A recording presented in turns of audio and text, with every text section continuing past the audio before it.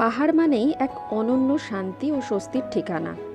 কাজের চাপ, শহরের যানজট আর একঘেয়ে জীবনে মন যখন হাঁপিয়ে ওঠে, তখনই সে ছুটে যেতে চায় প্রকৃতির কোলে।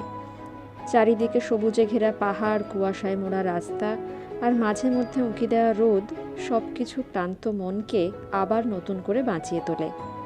সকালে পাখির ডাক, কুয়াশার চাদরে মোড়া পাহাড়ি রাস্তা আর রাতের তারাভরা আকাশ সব মিলিয়ে এক স্বপ্নের মতো অনুভূতি। পাহাড়ি পথে হাঁটা, ছোট ঝর্ণার শব্দ আর স্থানীয় মানুষের সহজ সরল জীবনযাপন আমাদের এক ভিন্ন জগতের সঙ্গে পরিচয় করিয়ে দেয়।